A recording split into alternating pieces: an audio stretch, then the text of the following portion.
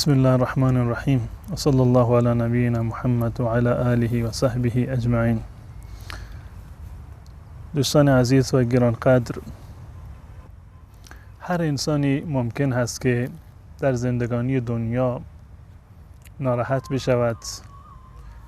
و بر اثر ناراحتی و آشفتگی به برادر مسلمان خودش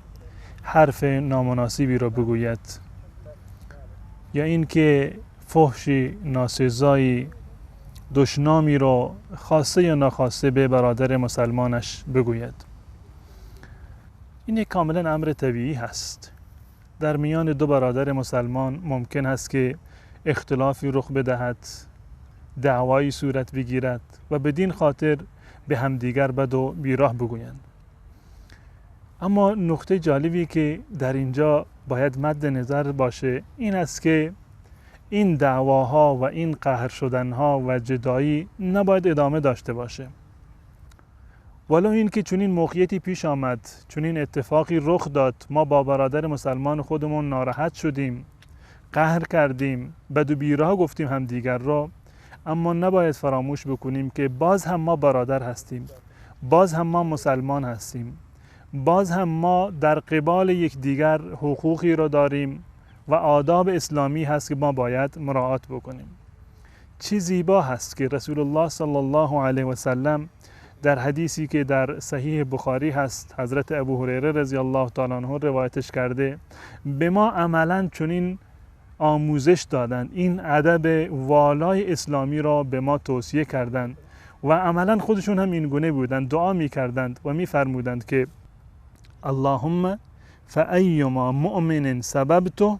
فاجعل ذلك له قربة الیک یوم القیامه. پروردگارا، هر مسلمانی را که من ناسزا گفتم،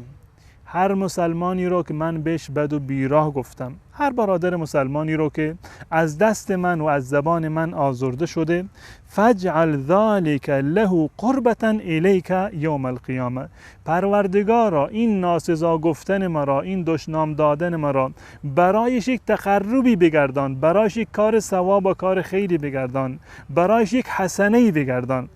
یعنی این که همون گونه که ما بد کردیم به برادر مسلمان خودمون، بهش فحش دادیم، ناسزا گفتیم، بیاییم برایش در مقابل و در عوض این عمل زشت و ناروا برایش دعای مغفرت بکنیم، دعای رحمت بکنیم، دعای علو درجات بکنیم برای برادر مسلمان خودمون که الله متعال در روز قیامت درجات برادر مسلمان را ما را بالا ببرد.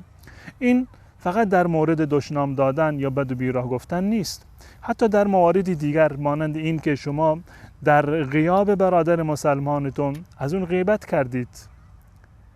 بدی اون را برای دیگران بازگو کردید و بیان کردید، عیبجویی کردید برای برادر مسلمانتون، از نظر شرعی بر شما واجب هست و لازم هست که بروید از برادر مسلمانتون معافیت طلب بکنید، از اون بخواهید که شما را معاف بکند. اضافه بر این شما خودتون از طرف خودتان می توانید که اثرات غیبت را و این دشنام و بدگویی را کم بکنید، بدون صورت که همون گونه که بدگویی کردید، دعای بد کردید، همان گونه که دشنام دادید، بیایید در مقابل دعای خیر هم بکنید برای برادر مسلمانتون. مثلا در مورد غیبت، اگر از کسی غیبت کردید، گذشته از این و اضافه از این که می روید از اون معافیت می طلبید، برایش دعا بکنید و بگید اللهم اغفر لی و لمن اغتبت. پروردگارا، مرا هم مغفرت بفرما و هم تمام کسانی را که من غیبت اونها را کردم، بدگویی کردم از اونها، پروردگارا همه آنها را ببخش. از یک طرف غیبت شما هست،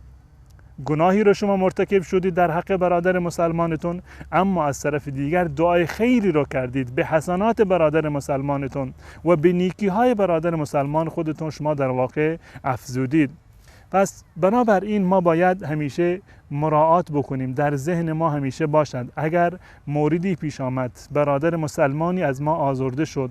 دعای بدی کرده بودیم، دشنامی داده بودیم، غیبتی کرده بودیم، حتما این کار را ما انجام بدهیم که در مقابل این و به موازات این عمل بد و ناروا برایش دعای خیری هم بکنیم که الله متعال این بدیهای ما را به حساب نیکی های برادر مسلمان ما بگذارد و از گناه و معصیت ما هم انشاءالله در بگذارد.